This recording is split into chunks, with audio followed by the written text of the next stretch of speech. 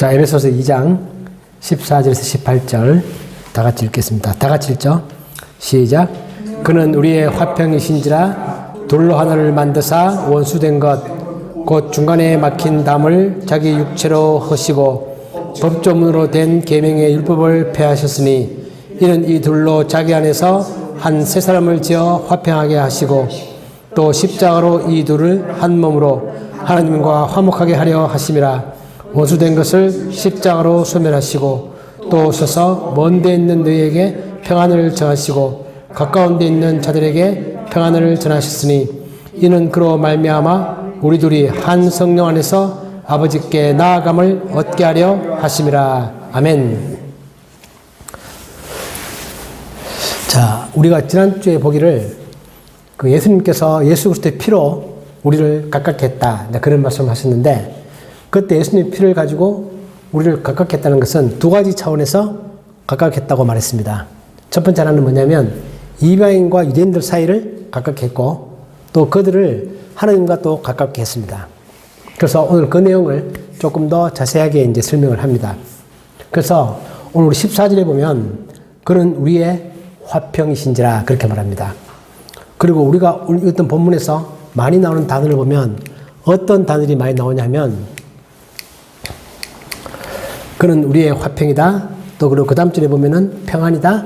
그런 것들이 많이 나오는데, 또 그리고 하나가 되었다. 그런 단어들이 많이 등장을 합니다. 그래서 오늘 본문에서 하고 싶은 얘기는 뭐냐면 예수님은 우리의 평화이시다. 평화이시고 또 그분은 우리 모든 서로 적대감에 있는 이방인과 유대인들을 하나로 만드셨다. 또 그리고 우리 그렇게 하나가 된 그 사람들을 또 하나님과 하나가 되게 했다라는 게 오늘 그 이야기의 핵심 주제입니다. 그래서 오늘 본문에 보면 많이 등장하는 단어가 제가 색깔로 표시해놨죠. 그는 우리의 화평이시다. 또 그 다음에 보시면 하나를 만드사, 또 13, 15절에도 보면은 이 둘로 자기 안에서 한 새 사람을 지어 화평하게 하시고, 또 16절에서도 이 둘을 한 몸으로 그렇게 만드셨고, 17절에도 보면은 평안을 전하시고, 또 평안을 전하시고, 또 18절에 보면 우리 둘이 또 한 성령 안에서 아버지께 나아감을 얻게 하려 하심이라. 이게 이제 우리가 오늘 봤던 본문들의 내용이죠. 그 성경 속에서 어떤 단어가 많이 반복된다는 얘기는 그것이 계속 강조하고 있는 중요한 포인트라는 뜻입니다. 오늘 핵심 키워드는 두 가지다. 하나는 뭐냐면 평화, 또 하나는 하나가 되게 하는 것, 이것입니다. 자, 우리가 알고 있는 것처럼 이 평화라는 단어는 어떤 완전한 상태죠. 우리가 잘 알고 있는 구약에서 샬롬이라고 부르는 것이고, 뭐 평화, 화평, 평안 다 같은 단어입니다. 이것은 그냥 단지 전쟁이 없고 싸우지 않고 잘 지낸다는 단어를 넘어서서 모든 것이 완벽한 상태, 정신도 완벽하고 마음도 완벽하고 육체적 건강도 완벽하고 또 우리 먹고 자고 마시는 모든 환경들이 다 완벽한 상태, 그런 것들을 성경에서 말할 때 샬롬, 평화 그렇게 말합니다. 그리고 인사할 때 샬롬 그런 인사 많이 하죠. 그것은 당신에게 영적으로도 충만하고 육체도 건강하고 물질적으로도 부족함이 없고 마음도 평안하고 평화롭고 이제 그런 모든 걸 다 담고 있는 이제 그런 단어가 바로 평화, 샬롬 그런 단어입니다. 참 좋은 단어죠. 그런데 우리 본문에 보면 예수님이 바로 우리의 평화이시다 그렇게 말합니다.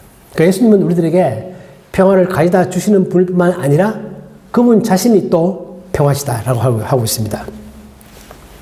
그래서 이 평화라는 것은 예수님께서 어떤 식으로 우리들에게 이루어 주셨는가라는 걸 보면 첫 번째는 이방인과 유대인들을 하나로 만들었다라는 거죠. 그러니까 이때 바울이 지금 에베소 교인들에게 편지를 쓰고 있습니다. 그 에베소 교인 너희들은 우리 전에 봤던 것처럼 튀르키에 있는 지방에 있는 그 사람들, 옛날에는 너희들이 유대인과 전혀 상관이 없는 그런 사람들이었지만 이제는 너희들이 유대인과 하나가 되었다.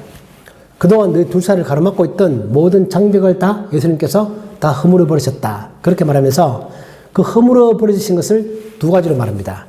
첫 번째 하나는 뭐냐면 우리 본문에 보면은 막힌 담을 헐었다 그렇게 말합니다. 유대인과 이방인 사이에 어떤 담이 있었죠?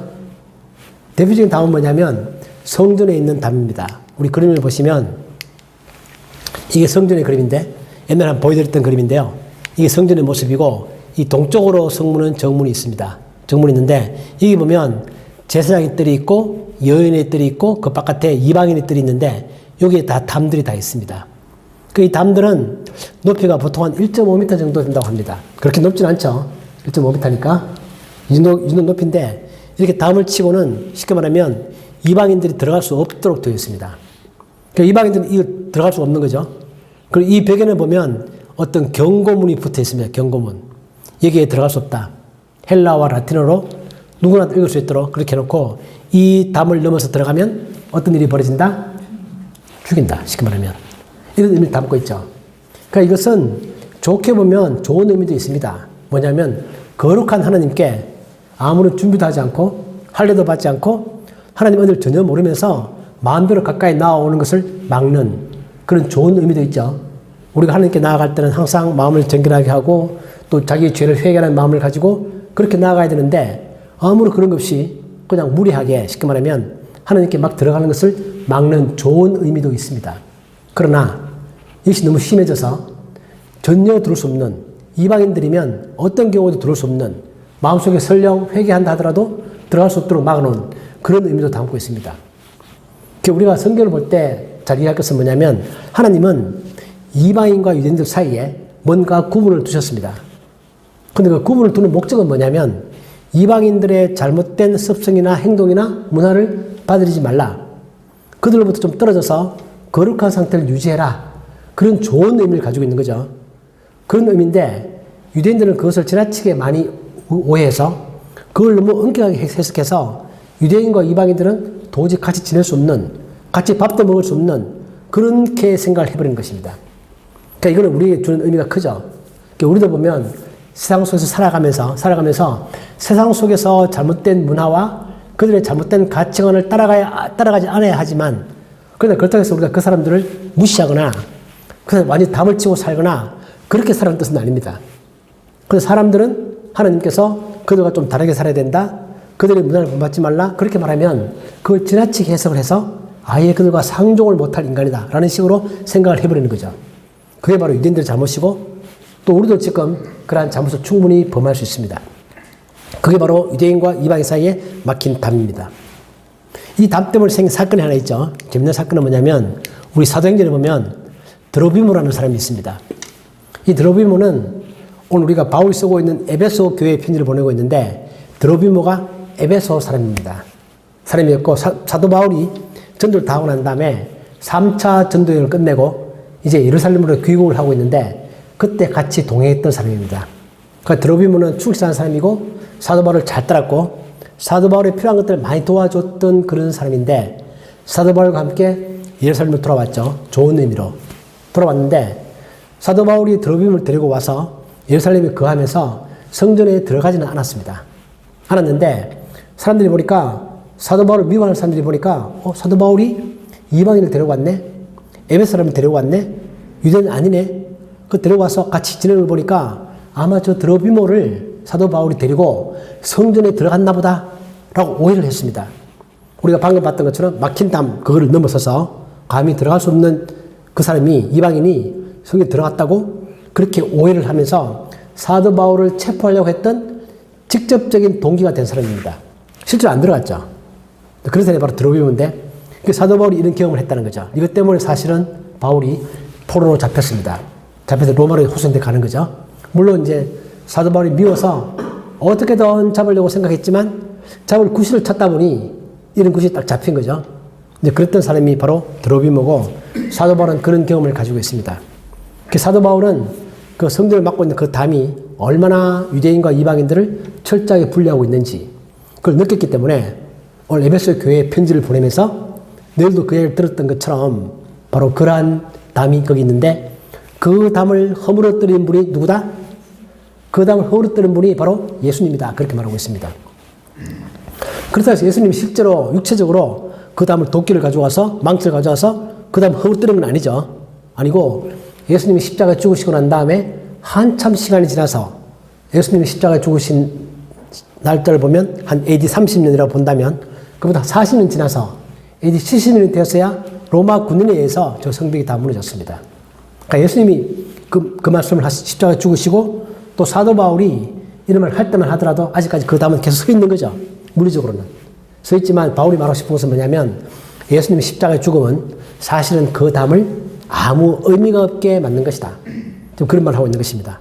그 이제는 누구나 다 이방인들도 하나님께 가까이 나아갈 수 있다. 그 담을 허물어뜨리신 분이 바로 예수님이시고 자기의 십자가의 죽음으로 그 담을 무너뜨린 것이다. 그렇기 때문에 그분은 우리의 화평이시다. 그렇게 말합니다. 그렇다면 우리가 평화라는 걸 생각해보면 평화라는 것은 사람과 사람 사이에 가지고 있는 적대감으로 가로막혀 있는 모든 담들을 허물어뜨리는 것이 평화입니다. 우리도 살면서 여러분 그런 경우 없으세요? 지금도 혹시 내 주변에 누구하고 내가 아주 껄끄러운 관계입니다.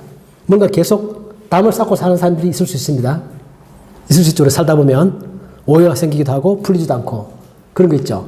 그런데 그런 것들을 하나님은 없애고 싶어 하시고 그런 것들을 무너뜨리시고 그렇게 안 되고 둘이서 한 마음으로 이해할 수 있도록 통할 수 있도록 그렇게 만들어 주시는 분이 바로 하나님이시고 우리의 예수님이시다. 우리는 이걸 보면서 그러한 삶을 살려고 노력해야 됩니다. 그게 완벽해지지는 않습니다. 우리 사람이라는 게 서로 생각이 다르고 그러다 보니까 완벽해지지 않지만 그런 관계를 만들어 가려고 그 막힌 담을 헐려고 하는 그런 노력을 우리는 해야 된다는 것입니다. 왜냐하면 예수님께서 바로 아주 그 절대로 넘을 수 없는 그 벽을 허물어뜨려 버리시고 이방인과 유대인들을 가깝게 만드셨기 때문에 그렇습니다. 우리도 예수님을 내가 믿는다면 그러한 삶을 살려고 노력한다. 혹시나 우리가 오해가 안 풀린 사람들이 있다면 찾아가서 오해를 풀고 내 마음을 전하고 어떻게든 그 관계를 좋게 회복하려고 하는 게 우리가 그리스도인들이 살아가야 되는 중요한 모습이다. 우리가 그런 생각을 해볼 수 있습니다. 두 번째 예수님이 폐하신 것은 뭐냐면 오늘 우리 본문에 보면 계명의 율법을 폐하셨다. 그렇게 되어 있죠. 법조문으로 된 계명의 율법을 폐하셨다. 그렇게 되어 있습니다. 율법을 폐했다? 이게 무슨 말이죠? 유대인들이 이방인들을 향하여 그런 담을 쌓게 만들고 또 마음속에서 이방인들을 볼 때 상종 못할 인간이다. 할 일도 받지 않은 사람들이다. 그렇게 무시하고 했던 근본적인 원인이 된 것들은 사실상은 율법입니다. 아까 우리가 말했던 것처럼 하나님께서 너희들이 이방인들과 함께 섞이지 마라. 이방인과 결혼도 하지 마라.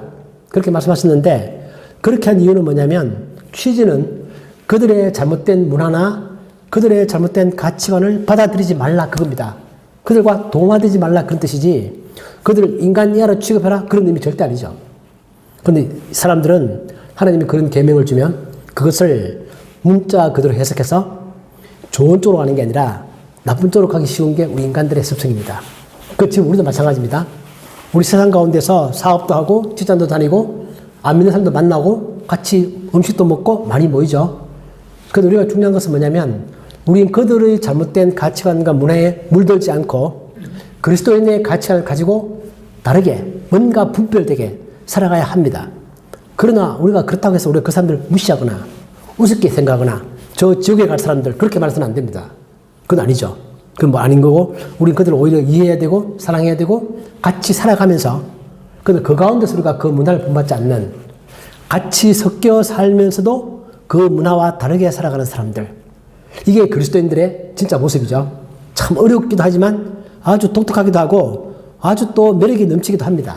우리 바로 그렇게 살아가는 사람들 근데 그런 사람들이 바로 하나님께서 원하셨던 그런 것들인데 그런데 이스라엘 사람들은 그걸 그렇게 이해 못했죠. 율법 그대로 할례받지 않은 자와 결혼에 같이 할 수가 없고 이방인들과는 절대로 우리가 얼굴도 맞대지 않을 것이고 정말 개 같은 존재들이다. 정말 그렇게 말했죠. 정말 그렇게 불렀습니다. 어디까지 그렇게 했냐면은 그들은 이방 사람들은 아기를 낳을 때 그 산모를 돕는 것도 죄다 그렇게 불렀습니다. 왜냐하면 그 산모가 아기를 낳으면 그가 또 이방인이잖아요. 그러니까 이방인들이 아기를 낳는 것도 싫어했던 그 산모를 돕는 거는 정말 인간적으로 도와줘야 될 그런 상황들인데도 불구하고 그런 생각까지 했던 사람들이라는 뜻입니다. 그러다 보니까 이방인들은 그들을 무시했고 또 반대로 그 사람들이 볼 때는 유다인들이 너무너무 이상한 것입니다. 저런 이상한 사람들 그러다 보니까 유대인들 미워하게 되고 유대인들 혐오하게 되고 우리가 역사적으로 아는 것처럼 유대인들에 대한 혐오 사상이 심하죠. 특히 독일에서 히틀러가 유대인을 엄청 학살을 했고 그 유대인과 다른 민족 간에 생긴 이런 갈등들은 그 출발점 보면 하나님은 좋은 뜻으로 주셨지만 그들은 율법을 그렇게 해석을 해서 그런 벽을 만들어 버리신 것입니다. 그 바울이 말하기를 예수님께서 율법을 폐한다. 그렇게 말하는 것입니다. 그런데 우리가 오해하면 안 되는 게 율법을 폐한다고 해서 율법에 아무 의미 없다? 그런 말 아닙니다. 예수님이 어떤 말씀하셨죠? 예수님은 우리 마태복음에 보면 내가 율법을 폐하러 온 것이 아니라 완전하게 하러 왔다. 혹시 내가 이렇게 말한다고 해서 사람들이 예수님 보고 예수님께서 율법을 다 이제 폐하나 보다. 그럴 때 그런 오해하지 마라. 그렇게 말하면서 예수님은 내가 율법을 없애는 게 아니라 정말 율법이 원했던 기본 취지에 맞게끔 살아가자. 그런 말을 하는 것이다. 그러니까 율법의 조항들을 어떤 것들 율법의 조항을 우리가 잘 해석해서 그 취지를 잘 살리기 위해서는 어떻게 보면 마치 율법을 안 지키는 것처럼 볼 수도 있다. 그런데 그게 아니라 그렇게 하는 이유는 율법을 더 잘 지키기 위한 것이다. 대표적으로 안식일이죠. 안식일날 이런 것들을 하지 마라. 나와 있는데 사람들은 그걸 문자적으로 지키는 것입니다. 그러니까 예수님은 그걸 지키지 않습니다. 왜? 원래 안식일의 취지를 더 잘 살리기 위해서는 인간이 만들어낸 쉽게 말하면 자유구란 규정들을 가끔은 안 지킨다는 것입니다. 오히려 더 큰 취지로 더 정말 사람들에게 평화를 주고 사람들 돕기 위한 취지로 그것을 쓰다 보면 언뜻 보기에는 안 지키는 것처럼 보이지만 사실은 그게 아니다. 더 잘 지킨다. 그렇게 말씀하신 것이고 바울도 우리 로마서에 보면 우리가 믿음으로 구원받는다고 해서 율법을 폐하느냐? 아니다. 믿음으로 구원받는 사람들은 율법을 더 잘 지킨다. 어떤 의미에서 근본적인 취지에서 내가 문자적으로 보면 잘 안 지키는 것 같지만 그게 아니라 사실상은 더 잘 지킬 쪽으로 간다. 그렇게 말했단 말이죠. 그렇기 때문에 오늘 여기에서 율법을 폐한다. 그렇게 말한다고 해서 그 말들과 상충되는 게 아닙니다. 똑같은 취지로 말하고 있는 거죠. 그래서 예수님은 두 번째 그 율법을 폐하십니다. 그리고 그렇게 해서 예수님은 이 이방인과 유대인들을 그 막힌 담을 헐어버리고 율법을 폐함으로 해서 한 새로운 사람을 만든다. 이것은 뭐냐면 요즘 말로 하면 교회를 만드는 것입니다. 하나님의 공동체, 새로운 공동체를 만드는 것입니다. 새로운 공동체. 그러니까 이방인과 유대인이 구분이 없고 그런 것들이 없는 다 새로운 하나의 공동체를 만든다라고 합니다. 그래서 한 사람을 만든다라고 합니다. 우리 여기서 하나 또 생각하고 싶은 게 뭐냐면 성경에서 다 차별이 없고 하나가 된다 그렇다고 해서 원래 하나님이 가지고 있던 그런 구분이 전혀 의미 없다 그런 말 아닙니다. 다시 말하면 남자와 여자는 여전히 다르고 유대인과 이방인 여전히 다르고 문화가 다르고 성격이 다르고 다 다양한 모습을 가지고 있죠. 그런 것들을 무조건 하나로 획일화시킨다 그런 말 아닙니다. 그러니까 우리가 이것도 잘 이해해야죠. 하나님께서 성경 안에서 예수 그리스도 안에서 모두가 하나가 되게 한다. 그러면 그 말의 의미는 이제는 차별이 없다. 이제 차별화가 이루어지지 않는다. 다 동일한 가치를 가지고 있는 것이다. 그런 의미지. 그게 문자적으로 또 똑같다. 그런 말 하고 있는 게 아닙니다. 부모와 자식이 하나가 된다라고 해서 부모의 권위와 자식의 권위가 같다. 그런 말 하고 있는 게 아니죠. 어디까지나 부모는 부모고 자식은 자식이고 남자가 해야 될 역할이 있고 여자가 해야 될 역할이 있습니다. 그런 거 다만 그 중요성에 있어서 그 존재감에 있어서 얼마나 귀중한 존재인가라는 차원에 있어서 그것이 똑같이 차별이 없이 똑같이 소중하다 그런 말이지 획일적으로 모든 게 다 좋아진다는 게 아닙니다. 그러니까 기독교는 또한 동시에 우리 각자의 모든 다양함을 다 인정합니다. 다 다르다. 장로님 다르고 고사님 다르고 목사님 다르고 사모님 다르고 저도 다르고 이 다 다양한 게 그걸 인정 안 한다 그게 아니라 다 다양함을 인정하면서도 우리가 정치적인 색깔도 다를 수 있습니다. 견해가 다 다를 수 있습니다. 무조건 우리가 똑같아야 된다. 그런 말 하고 있는 게 아닙니다. 다 다를 수 있다. 그러나 그 다른 것들이 조화를 이루고 서로 이해하고 서로 양보하고 그렇게 해서 더 좋은 것으로 나아가는 그런 삶을 살아가는 게 기독교적인 삶이고 우리가 남들을 볼 때도 그런 생각을 가져야 한다는 것입니다. 우리가 절대로 이게 다르니까 다시는 바라보지 말자, 헤어지자, 남남이 되자 이런 것들은 옛날에 유대인과 이방인들이 했던 그런 행동과 비슷한 것입니다. 우리 다르지만 이해하고 받아들이고 그러면서도 우리가 새롭게 한 공동체로서 살아가는 것 교회도 그렇고 국가도 그렇고 전 세계도 그렇고 그런 마음을 가지고 살아가는 게 원래 하나님이 원하셨던 그런 모습이다. 그래서 한 세 사람을 짓는다. 다 차별이 없다는 뜻이다. 불평등이 없다는 뜻이다. 무조건 획일적으로 똑같아야 한다? 그런 거 아니다. 라는 것입니다. 이게 지금 우리나라에서도 우리들에게 주는 의미가 큽니다. 우리 정치적 견해가 많이 다르죠. 그렇죠. 그런 것들을 우리가 다름을 서로 인정해야 된다. 그러면서 그러나 그 가운데서 대화를 통해서 하나로 만들어가는 그런 노력을 하는 것이 바로 그리스도인들이 해야 될 일이다. 라는 것입니다. 그러면서 하나가 되고 난 다음에 하나님과 또 우리 사이에 원수가 된 것들을 예수님께서 소멸하십니다. 예수 십자가의 죽음은 사람들끼리 갈라지는 것을 하나로 만들고 하나가 된 이 사람들을 하나님과의 관계 속에서도 막혔던 것을 또 부숴버립니다. 그러니까 수평적으로 하나가 되게 하시고 또 하나님과 우리 사이에 수직적으로 분리되어 있던 것들을 하나로 만들어 가십니다. 그 재밌는 것은 뭐냐면 이런 표현입니다. 우리 본문에 보면 우리 16절이죠. 16절에 보면 또 십자가로 이 둘을 한 몸으로 하나님과 화목하게 하려 하심이라. 원수된 것을 십자가로 소멸하시고 이렇게 말하는데 원수된 것, 저 원수의 관계를 십자가로 소멸한다 라는 건데 소멸한다는 단어는 원래 있는 그대로 보면 죽인다는 뜻입니다. 예수님이 자신이 십자가에 죽으시면서 뭐를 또 자신도 죽지만 또 뭐를 죽이는 거냐면 하나님과 인간 사이에 원수된 관계 그 자체를 예수님이 또 죽여버리는 것입니다. 그런 아주 강력한 표현입니다. 그 원수가 된 것을 소멸시켜버린다, 죽여버린다. 그렇게 해서 하나님과 우리 사이에 그런 막힌 담을 없애버리고 하나님과 우리 사이에 원수된 것. 왜 우리가 원수가 됐죠? 하나님하고 우리 사이에? 우리가 하나님을 싫어하고 하나님을 버리고 도망가고 하나님 말씀을 듣지 않고 그렇게 된 거죠. 그래서 하나님은 당연히 정의 하나님으로서 우리를 심판해야 되지만 우리가 멀리 하나님을 버리고 도망가고 하나님을 대적하고 그럴 때도 하나님은 자신의 아들을 이 땅에 보내서 그 십자가에 죽게 하시고 그렇게 함으로써 그 원수된 관계 그 자체를 죽여버린다는 뜻입니다. 그런 표현을 써서 하나님과 우리 사이를 화목하게 만든다. 우리 로마서 5장 8절에 그런 말이 있죠. 우리가 아직 죄인 됐을 때 그리스도께서 우리를 위하여 죽으심으로 하나님께서 우리에 대한 자기의 사랑을 확정하셨다. 우리가 죄인일 때 그분이 오셔서 자신이 십자가에 죽음으로써 원수된 것 그 자체를 예수님께서 죽여버린다. 이 소멸한다는 단어는 그런 강력한 의미를 가지고 있습니다. 그렇게 해서 예수님은 우리의 바로 화평이시다. 그런 의미를 담고 있죠. 그렇게 해서 우리로 하여금 이런 평화를 또한 전하게 한다. 예수님이 이러한 평화를 다 이루어 놓으셨는데 아직 우리들의 삶 가운데는 이런 평화가 아직까지 완벽하게 오지 않았습니다. 분명히 바울이 말하기는 예수님께서 십자가에 죽으심으로써 이방인과 유대인 사이에 담을 흘렸고 율법도 폐했고 하나님과 우리 사이를 하나에게 만들었다 그렇게 말하는데 실제 우리들의 삶 가운데는 아직까지 그런 것들이 완벽하게 이루어지지 않고 있습니다. 그 이유는 뭐냐면 이게 바로 우리 구원의 모습이죠. 이미 예수님은 우리들에게 구원의 기초를 다 주셨지만 우리의 구원은 현재 진행 중이다. 완성되어 가고 있는 중이다. 언젠가 예수님 재림할 때 우리의 구원은 완벽하게 이루어질 것이다. 그 중간에 그 역할은 또한 우리들의 역할이기도 합니다. 우리가 이러한 것들을 알고 또 주변에 그러한 평화를 전하고 또 예수님의 복음을 전하고 그런 관계를 통해서 점점 더 그런 실제적인 평화가 우리들의 삶 가운데 이루어질 수 있도록 만들어가는 것. 그게 또 우리가 해야 될 역할들이죠. 이게 바로 바울이 말했던 것처럼 예수님은 우리들에게 평화를 전하시고 먼 데 있는 사람에게도 평화를 전하고 가까운 사람에게도 평화를 전하고 그렇게 하면서 모든 사람들에게 그런 평화를 전할 수 있는 그런 역할을 우리들에게 부탁한 거죠.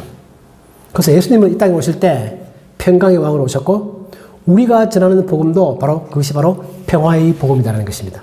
그 평화가 뭐죠? 원수된 것들을 하나로 만들어 가는 것입니다. 우리가 복음을 전하면 어떤 조직이 들어가면 그 조직 내에 있는 갈등을 해소시키고 하나로 만들어가고 사람들이 서로 싸우고 뿔뿔이 흩어져 있으면 화해시키고 다시 하나가 되게 만들고 서로 이해하게 만들고 용서하게 만들고 그런 것들이 바로 평화의 복음을 전하는 것입니다. 그런 역할을 하라고 하나님께서 우리를 구원하셨다는 뜻입니다. 우리는 그런 노력을 열심히 해야죠. 어디서부터? 가정 내에서부터. 부부 간에, 부모와 자식 간에, 친척 간에 그런 갈등들이 많이 있는데 그걸 다 하나로 만들어가는 그런 노력을 해야 될 게 바로 우리의 역할이라는 겁니다. 이렇게 해서 결국은 우리가 어디로 가는 거냐면 아버지께 나아가는 것입니다. 하나님께 나아가는 거죠. 그 예수님은 우리를 그렇게 만드는 것입니다. 우리 이런 과정을 통해서 우리는 하나님께 나아갑니다. 나아간다는 얘기가 뭐냐면 영어로 보면 access 한다는 뜻입니다. 우리가 어떤 장소에 갈 수 있는 것, 어떤 물건을 우리가 가질 수 있는 것 이런 걸 우리가 access 한다는 거죠. 그래서 우리가 하나님께 나아갈 수 있다. 옛날에 그 무서운 하나님, 그 위험이 넘치신 하나님께 감히 가까이 갈 수 없었지만 이제 예수님 십자가의 피를 통해서 우리는 하나님께 마음껏 나아갈 수 있다. 우리 성경에 보면 에베소서 3장에 보면 3장 12절에 보면 담대함과 확신을 가지고 하나님께 나아간다. 히브리서 4장 10절에 보면 그러므로 우리는 긍휼하심을 받고 때를 따라 돕는 은혜를 얻기 위하여 은혜의 보좌 앞에 담대히 나아간다. 우리는 하나님 아버지 앞에 확신을 가지고 나아갈 수 있다. 어떤 확신? 우리를 용서한다는 확신? 우리를 받아들인다는 확신? 우리를 사랑한다는 확신? 그래서 확신을 가질 수 있고 또 담대한 마음을 가지고 쭈삣쭈삣 나가는 게 아니라 아주 용감하게 나아갈 수 있다. 마치 아이들이 자기 부모께 자기를 사랑하는 부모한테는 아이들이 스스럼없이 막 뛰어서 팍 안기죠. 딱 그런 느낌입니다. 우리 하나님께 그런 담대한 마음을 가지고 하나님께 우리가 나아갈 수 있다. 전혀 그리낌 없이 망설임 없이 혹시 하나님이 나를 안 받으면 어떡하나? 그런 마음 전혀 없이 나에게 많은 부족한 것들이 있고 나에게 많은 잘못이 있음에도 불구하고 우린 그런 담대함과 확신을 가지고 하나님께 나아갈 수 있다. 왜? 예수님께서 그 사이에 막힌 모든 담들을 다 이미 허물어 버렸고 그런 기초를 만들어 놓으시기 때문에 그렇다. 못 나가는 것은 우리의 마음일 뿐이다. 그 너와 나 사이에 옛날 담이 있었는데 담을 예수님이 없앴습니다. 없어졌죠? 나아가려면 나아갈 수 있습니다. 근데 우리가 못 나가고 멈칫멈칫 할 수도 있죠. 우리가 해야 될 일은 뭐냐면 담은 사라졌으니 마음껏 나아가는 것입니다. 옛날에는 나가다가 탁 막히죠. 담 때문에. 근데 이제는 그런 게 없다는 뜻입니다. 나아가는 것은 우리의 역할이고 하나님은 우리가 그렇게 나아올 수 있도록 그렇게 담을 다 걸어 놓으셨다는 것입니다. 이게 우리 본문에 하는 얘기고 이 내용은 에베소서에서 정말 중요한 아주 핵심적인 내용을 담고 있습니다. 우리가 잘 알고 있는 우리의 구원, 우리의 화평, 하나님 우리를 어떻게 받아들이시는가 그런 것들을 말하고 있는 중요한 부분이 되죠. 우리가 이제 보면 마지막 절 하나만 더 보고 끝내죠. 마지막 절 보면 아주 재밌는 표현이 있습니다. 18절에 보면 이는 그로 말미암아 우리 둘이 한 성령 안에서 아버지께 나아감을 얻게 하려 하심이라. 이게 이 속에 이 짧은 절 속에 삼위일체가 나옵니다. 18절에 보면 이는 그로 말미암아 그가 누구죠? 성자 하느님 예수님. 예수님으로 말미암아 우리 둘이 즉 우리 둘이라는 것은 이방인과 유대인. 다시 말하면 이 본문 속에서는 에베소 교인들과 이스라엘 사람들 이 둘이 한 성령 안에서 성령 하나님 나오시죠? 성령도 그들에게 임한 성령과 우리에게 임한 성령은 같은 성령이다. 한 성령 안에서 아버지께 나아가는 거죠. 그래서 이게 보면 성자 하나님의 십자가 죽음을 통해서 그것 때문에 성령 하나님께서 우리에게 감동을 주시고 우리는 그걸 통해서 성부 하나님께 나아가는 이 삼일체 하나님 속에서 우리가 완벽한 구원을 위해서 앞으로 나아가는 이런 모습들이 잘 표현되어 있습니다. 하나님 참 놀라운 분이죠. 우리들에게 이런 걸 베푸셨고 우리 이러한 것들을 내가 예수님 믿을 때 이게 이런 의미를 갖고 있는 것인지를 잘 몰랐지만 이제 바울이 그것을 풀어서 잘 설명하고 있는 것이고 우리에게 일어난 일은 바로 이러한 엄청난 일이 우리에게 일어난 것이다 라는 얘기를 하고 있습니다. 우리 이 본문 보면서 이런 생각을 해보는 거죠. 우리는 성경을 보면서 성경의 말씀의 뜻을 잘 이해해야 되겠다. 즉 율법의 정신을 잘 이해하는 게 중요하겠다. 유대인들이 율법을 보면서 열심히 율법을 믿었는데 그것이 오히려 안 좋은 결과로 간 경우를 우리가 보고 있는 거죠. 우리도 혹시 성경을 보다가 그렇게 되면 안 되겠다. 그래서 원래 성경이 우리에게 말하고 있는 정말 참된 정신이 무엇인가 라는 것들을 알아야 되겠다라는 것입니다. 제가 강조했지만 그리스도인들은 세상과 다른 가치관을 걸어간다. 우리는 물질 만능주의를 따라가지 않는다. 우리는 출세 만능주의를 따라가지 않는다. 우리는 그들과 다르게 예수님이 말씀하신 하나님이 말씀하신 그런 진리의 삶을 살아간다. 그렇다고 해서 우리가 그들 무시하거나 그들과 떨어져서 살거나 그런 게 아니다. 불교는 세상의 모든 인연이 싫기 때문에 끊어버리고 떠납니다. 그러나 기독교는 그게 아니라 잘못된 관계를 회복시킨 쪽으로 간다는 것입니다. 그게 아주 다른 거죠. 우리 그런 삶을 살려고 노력해봐야 되겠다. 나와 다른 사람들을 이해하고 사랑하고 포용하는 자세를 갖자. 이게 첫 번째 우리가 적용하고 싶은 부분이고요.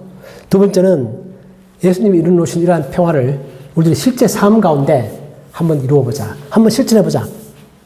이 순간 머리 한번 떠올려 보십시오. 혹시 내 주변에 내가 관계가 불편해져 있는 사람들이 있는지, 어떤 오해 때문에 그렇든지, 주로 오해가 많죠.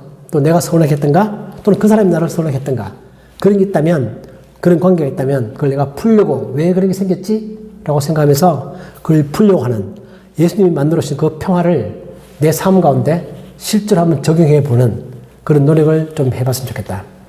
이것이 하나님이 원하시는 진정한 그리스도인의 삶이다. 그런 생각을 우리가 다시 한 번 더 해봅니다. 혹시 머리에 떠오르시는 분이 계신가요? 이 순간? 그런 분이 전혀 없다 그러면 정말 잘 사신 거고요. 그러니까 우리가 살다 보면 없을 리가 없죠. 단지 있습니다. 그런 관계를 잘 풀어가는 우리 모두가 되기를 그래서 예수님의 평화를 우리들의 삶 가운데 실제 적용해보는 우리 모두가 되기를 주님 이름으로 축복합니다. 아멘. 하나님 아버지, 그리스도는 우리의 평화이십니다. 하나님, 진정 우리가 예수님께서 우리들의 삶 가운데 이루어놓으신 그 평화, 내가 내 이웃 사람들과의 관계 속에서 막힌 담을 헐어버리는 그 평화, 하나님과 나 사이에 막혀있는 그 담을 헐어버리는 평화, 그러한 것들 우리들이 그걸 알고 이해하고 우리들의 삶 가운데 실제로 실천하며 살아가는 죄들이 되게 하여 주옵소서. 진정 모든 사람들에게 정말 저 사람은 그리스도인으로서 하나님의 평화를 알며 하나님의 평화를 따라 살아가는 사람임을 우리가 증명할 수 있는, 우리가 그것을 보여줄 수 있는 그러한 삶을 살아갈 수 있도록 우리에게 은혜를 베푸시고 용기를 주시고 인내를 주시고 놀라운 지혜를 허락하여 주옵소서. 예수님의 마음을 가질 수 있도록 우리에게 은혜를 베풀어 주옵소서. 예수님의 이름으로 기도하옵나이다. 아멘.